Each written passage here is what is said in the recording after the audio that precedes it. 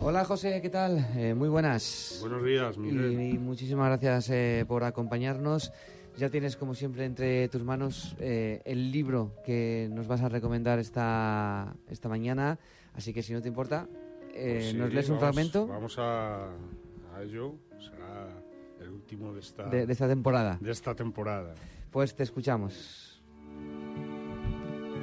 El día en que cumplí 7 años, el 14 de abril de 1873, mi madre, Molly Walsh, me vistió de domingo y me llevó a la Plaza de la Unión a tomarme una fotografía, la única que existe de mi infancia, donde aparezco de pie junto a un arpa con el aspecto despavorido de un ahorcado que se explica por los minutos que debí de permanecer sin respirar frente a un cajón negro y el susto que me llevé con el fogonazo de la lámpara. Aclaro que no sé tocar ningún instrumento. El arpa era uno de los polvorientos accesorios teatrales del estudio, junto a columnas de cartón piedra, jarrones chinos y un caballo embalsamado. El fotógrafo era un hombrecillo bigotudo de origen holandés que se había ganado el sustento con su oficio desde la época de la fiebre del oro. En aquel tiempo, los mineros que bajaban de las montañas a depositar sus pepitas de oro en los bancos de San Francisco se tomaban retratos para enviarlos a sus familias casi olvidadas. Cuando del oro no quedó más que el recuerdo, los clientes del estudio eran gente encumbrada que posaba para la posteridad. Nosotras no entrábamos en esa categoría, pero mi mamá tenía sus propias razones para obtener un retrato de su hija. Por principio, más que por necesidad, regateó el precio con el artista. Que yo sepa, ella nunca ha comprado nada sin darse el gusto de pedir rebaja. Ya que estamos aquí, vamos a ver la cabeza de Joaquín Murrieta, me dijo cuando salimos del estudio del holandés. Al otro lado de la plaza, la que daba acceso al barrio chino, me compró un bollo de canela y después me llevó a una taberna insalubre.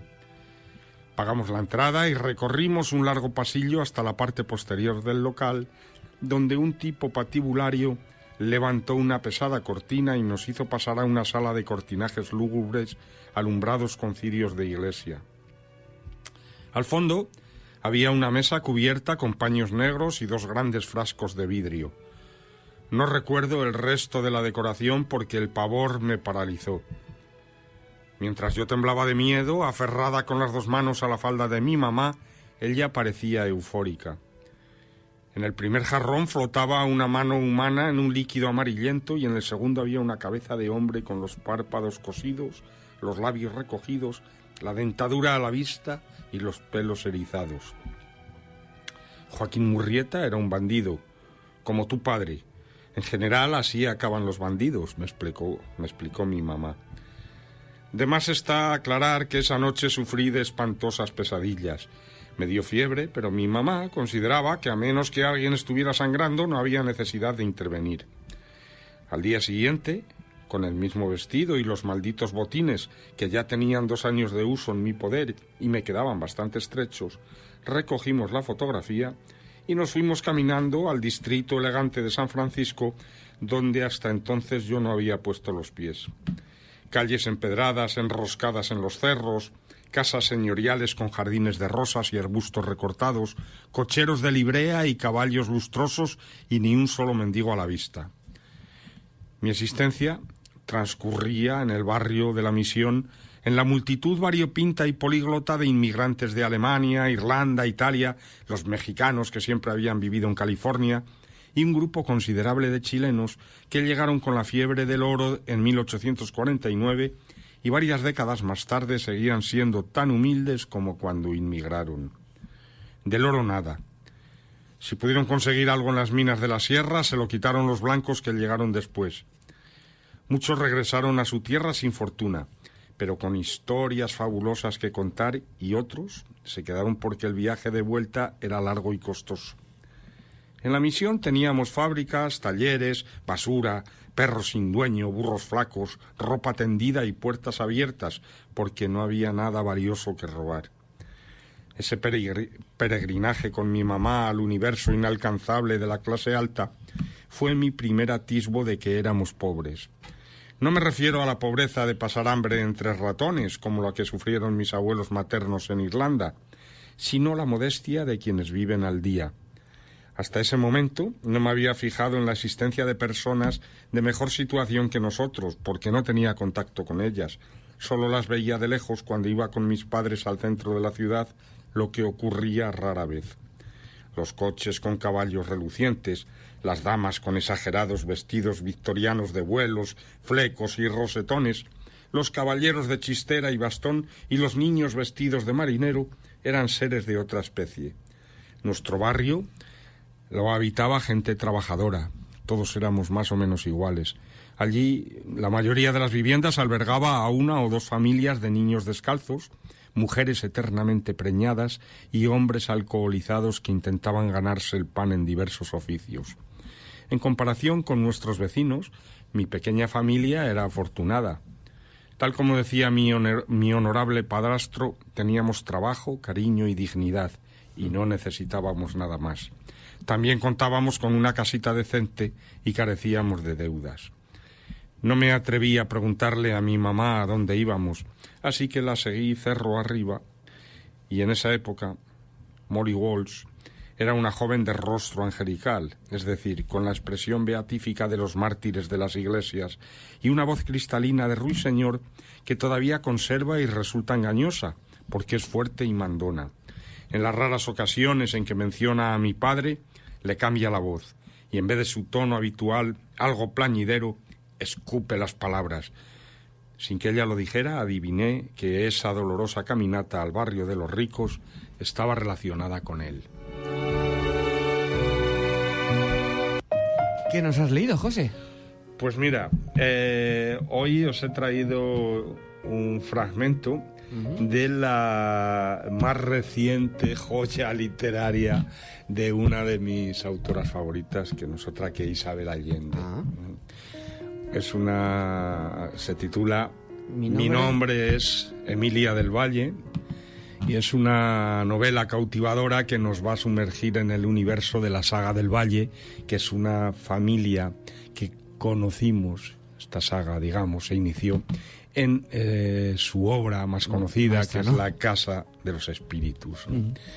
Digamos que la historia de esta familia vuelve a replicarse en otras obras de Isabel Allende, como es Hija de la Fortuna y Retrato en sepia. Bueno, pues este de alguna manera sería el 4º libro que habla de esta familia del Valle, ¿no? Bueno, digo es la última porque se ha publicado a principios de este año. Y en esta obra, pues como siempre, el universo de Isabel Allende combina amor, guerra, con autodescubrimiento, ¿no? en una narrativa vibrante, como es ella, que te atrapa desde la primera página, ¿no? La historia comienza en San Francisco en el año 1866, cuando una monja irlandesa, abandonada tras una apasionada relación con un aristócrata chileno, da a luz a Emilia del Valle. Hemos conocido a Emilia del Valle el día que cumple 7 años y que su madre la lleva, como hemos visto, a hacerse un retrato a la casa de un retratista en San Francisco, en el San Francisco del siglo XIX, ¿no? El aristócrata chileno, también hemos podido barruntar un poco el cariño que le tiene la madre, ¿no? Que siempre que habla de él escupe las palabras. Sí. Entonces, bueno, huye, como solía ser habitual, ¿no? O como nosotros nos imaginábamos, ya, ¿no? Entonces está criada esta Emilia por un padrastro afectuoso y crece como una joven brillante, independiente y decidida a desafiar las normas de una sociedad que limita a las mujeres, ¿no? Entonces, Emilia pues tiene pasión por escribir, por la escritura, y le lleva a publicar novelas en aquel momento bajo seudónimo, porque estamos en una sociedad donde las mujeres tenían pocos espacios públicos y el de la literatura era otro más de ellos, ¿no? Estaba reservado al mundo masculino. Entonces ella publica, como te digo, bajo un seudónimo masculino, Pero pronto este mundo ficticio, imaginario de la novela le resulta insuficiente. Entonces quiere darse un baño de realidad también por esa juventud dorada de los 17, 18 años, donde nada te resulta suficiente. Entonces se convierte en periodista y más tarde en corresponsal en la Guerra Civil Chilena de 1891. Y acompañada por otro experimentado periodista, ya Eric Whelan, Emilia se va a adentrar en un Chile que está al borde del colapso y va a cubrir el conflicto entre el presidente Balmaceda y el Congreso rebelde, ¿no? Entre crónicas de guerra, campos de batalla y hospitales de sangre, pues se enfrenta a situaciones de extrema violencia que la llevan al límite.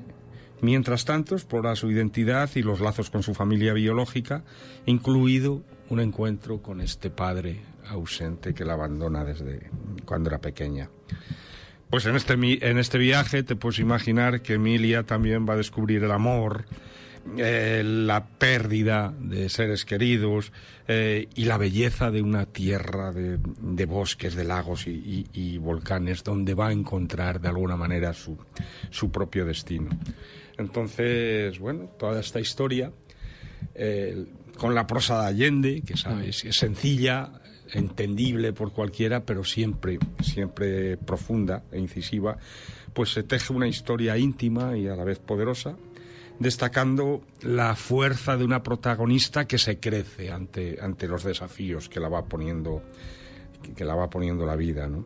Entonces Emilia del Valle se va a convertir en un personaje inolvidable. Es valiente, es imperfecta y por lo tanto es un personaje profundamente humano que resuena con quienes buscan historias así de empoderamiento femenino y de componente o de trasfondo histórico. Vaya. Entonces es una invitación a viajar al siglo XIX, a emocionarse con esta narrativa envolvente de Allende y a celebrar la resiliencia de las mujeres que desafían a su propio tiempo para construirse a sí mismas.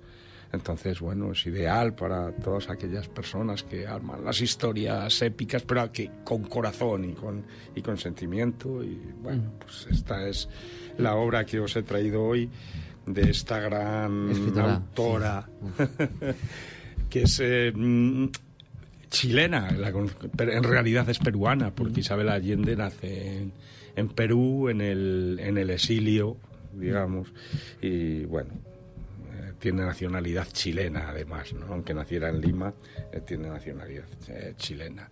Entonces esa es la propuesta que os traigo y que cierra, como comentábamos al principio, la temporada hasta octubre, ¿no? Sí, dejaremos un par de meses y esas cosas. Sí, estos meses de verano, agosto y septiembre, para el disfrute. Aparte que tendré vacaciones, cerramos también el Centro de Desarrollo Sociocultural durante 15 días, los últimos 15 días de agosto, y luego yo cojo vacaciones en septiembre. No hay... Pues José, de verdad, te damos las gracias por esta recomendación. Por mi nombre es Emilia del Valle, de Isabel Allende, y por todas las del curso. De verdad, ha sido todo un placer contar contigo todas las semanas. Que no es fácil, no es fácil, porque al final son casi 50 libros, sí. Entonces los que nos has traído este año, así que de verdad muchísimas gracias por cada uno de esos libros y por cada una de esas recomendaciones, que si alguien quiere está en nuestra página web, ahí están todas para que podamos leerlas. Llevamos unas cuantas, no solo este año, pero yo he estado recopilando y viendo, y algunas propuestas, digo, anda, a ver si esto yo creo que lo he recomendado. Sí, porque llevamos más de 100, sí, más de 100. Por eso estos años. Yo creo que hemos recuperado la sección hace 2 o 3 años, yo creo, más o menos, así que nada, de verdad es un placer que cada semana desde la biblioteca nos podáis recomendar un libro. Muchísimas gracias, y que tengáis un feliz verano. Gusto. Pues igualmente a todos y a todas los oyentes que tienes, y a ti también, Miguel. Muchísimas gracias. Gracias por cedernos un tiempo de en tus mañanas y abrir esta sección a la literatura, de verdad que y al fomento de la lectura. Esta mañana lo comentaba con gente. Estas son las cosas que nos encanta contar. Muchísimas gracias. Muchísimas gracias.